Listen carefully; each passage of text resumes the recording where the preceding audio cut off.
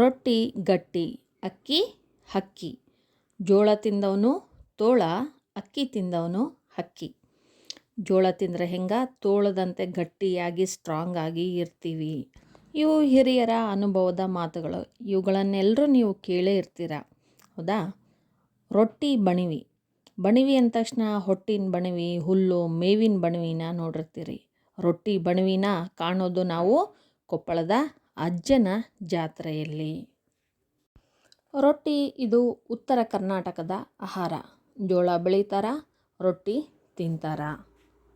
ನೋಡಿ, ಅಜ್ಜನ ಜಾತ್ರೆಗೆಂದು ಕೊಪ್ಪಳದ ಗವಿಮಠದ ಜಾತ್ರೆಗೆಂದು ಲಾರಿ ಗಟ್ಟಲೆ ಜೋಳದ ರೊಟ್ಟಿ ಸಂಗ್ರಹ ಆಗಿದೆ.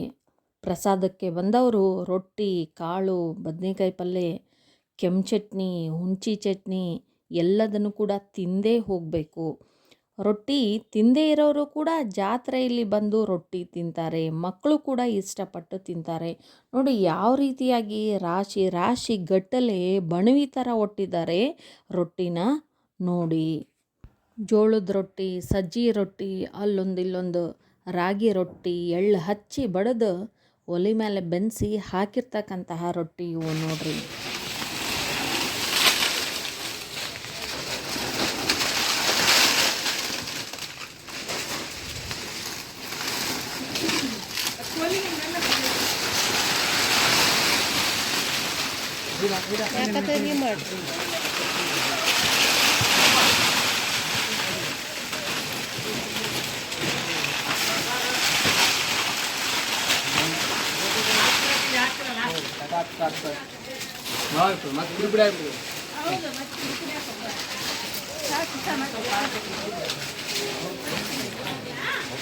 ಮಾಡ್ರಿ ಅಲ್ಲ ಹೆಂಗ್ ಒಟ್ಟಿದ್ದಾರೆ ಒಟ್ಟಿರೋದ್ರಿಂದ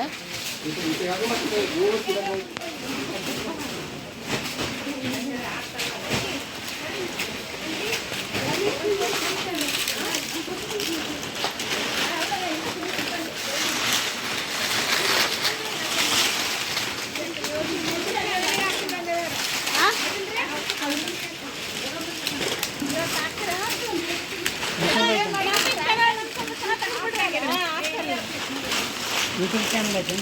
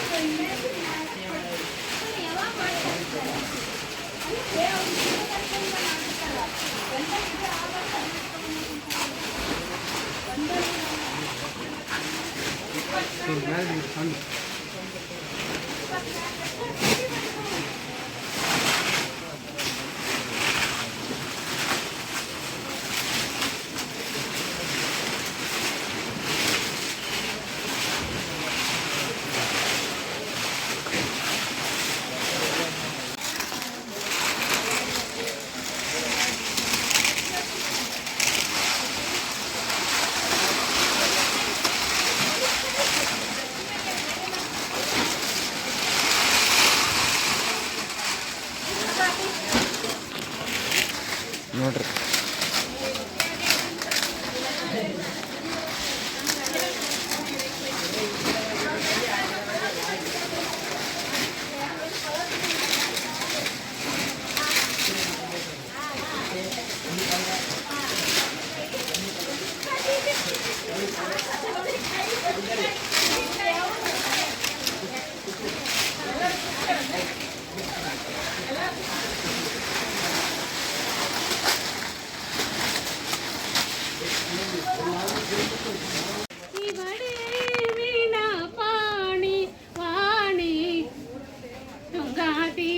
ವಿಹಾರಿಣಿ ಶೃಂಗೇರಿ ಪುರವಾಸಿನಿ ಆದಿಶಂಕರ ಅರ್ಚಿತೆ ಮಥುರೆ ನಾದ ಪ್ರಿಯ